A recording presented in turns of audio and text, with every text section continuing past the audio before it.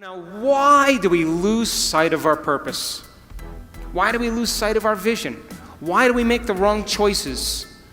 Why do we say we're going to do something and all of a sudden we do something else? And the number one reason is called stress. And when you see a predator in your life, like a lion or a cougar, you turn on a primitive nervous system called the fight or flight nervous system. And the moment you turn on that fight or flight nervous system, you are going to mobilize enormous amounts of energy to prepare yourself for some threat in your external environment. This is pretty adaptive. If you're being chased by a lion, you better have the energy.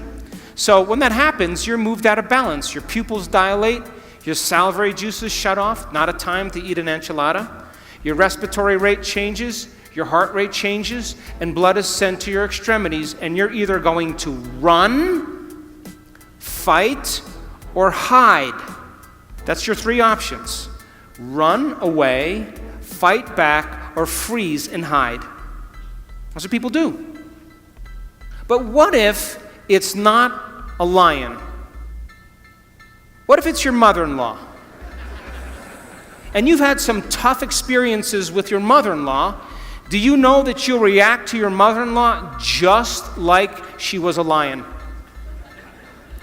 Now, what was once highly adaptive is now very maladaptive. Because as you see the coworker, as you respond to the news, as you make a judgment, as you get angry, you are turning on the same system as if you were being chased by a predator. And you are moving your brain and body out of balance. And the definition of stress is when your body moves out of balance.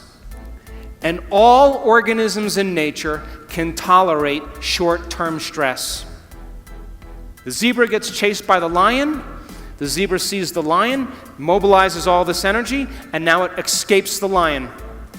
15 minutes later, it goes back to grazing, and the event is over, and the body returns back to homeostasis. But human beings, we can turn on the stress response just by thought alone. Bills are adding up, rent is overdue, problems at work, and as you think about those problems, you turn on the stress response just by thought alone. And when you turn on the stress response and you can't turn it off, you are headed for some disease. Because no organism in nature can live in emergency mode for extended periods of time and expect to function healthily. So then reason this. The scientific facts are that 70% of the time people are living in stress. And when you live in stress, it's not a time to create. When you live in stress, it's not a time to be defined by a vision of the future. When you live in stress, it's not a time to go within or to learn. When you live in stress, all of your attention is on the outer world and not on the inner world because there's danger out there.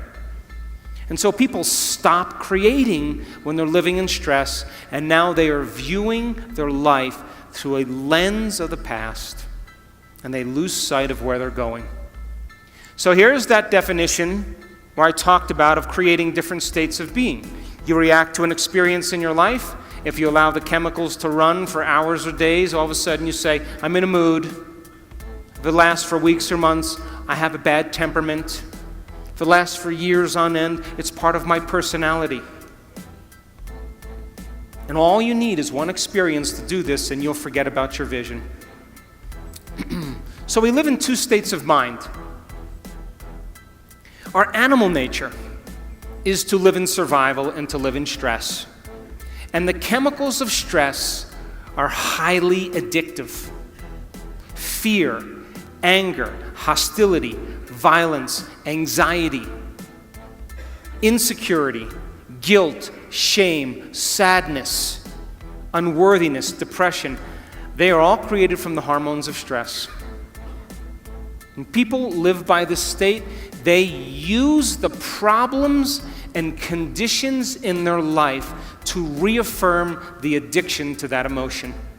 They need it so they can get the rush of adrenaline. And this is why it's so hard to change. Because it is a scientific fact that the long-term effects of the hormones of stress push the genetic buttons and create disease. And I just said you can turn on the stress response just by thought alone. That means your thoughts can make you sick. So if your thoughts could make you sick, is it possible that your thoughts could make you well? That's what our research is about. And if you know that the hormones of stress are highly addictive, and you can turn on the stress response just by thought alone, you can become addicted to your own thoughts. And this is why change is so hard. Because people cling to those emotions because it makes them feel something.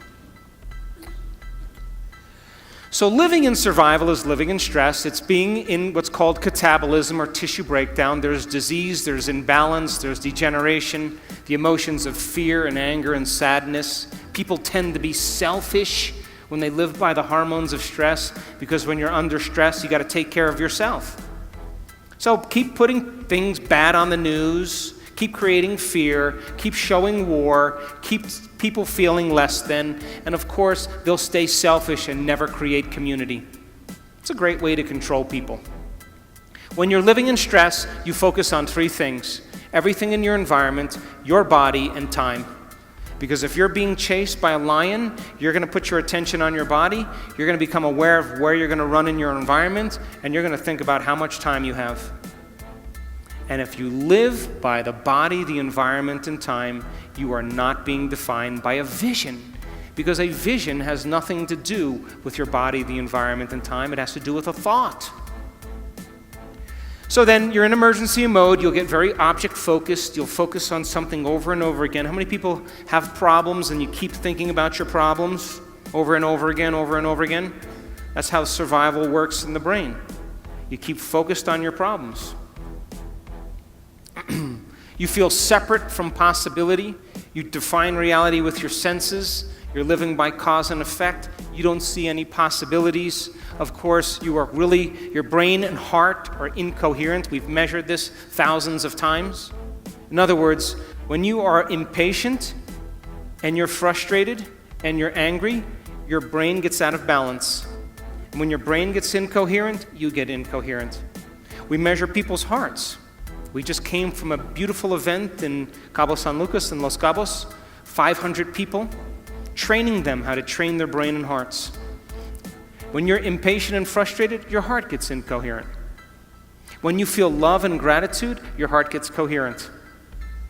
When you feel love and gratitude, your brain gets coherent. So then, people in emergency mode focus on knowns. They don't want the unknown. The unknown is dangerous. They want knowns and familiar. They lose their vision. The divine aspect of ourselves are the creative aspect of ourselves. That's when the body moves into homeostasis. We go from contraction to expansion. There's anabolism. There's body repairs itself. There's order. There's health. There's regeneration.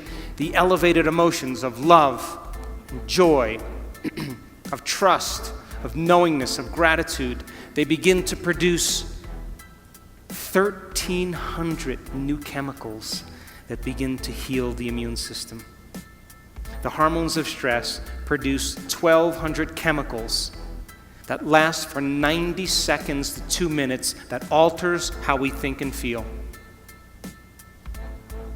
But isn't your definition of an addiction something you can't stop? So if I said, hey, I know you're really angry, but why don't you stop? If you can't stop your anger, then you're addicted. Valid or not, justified or not.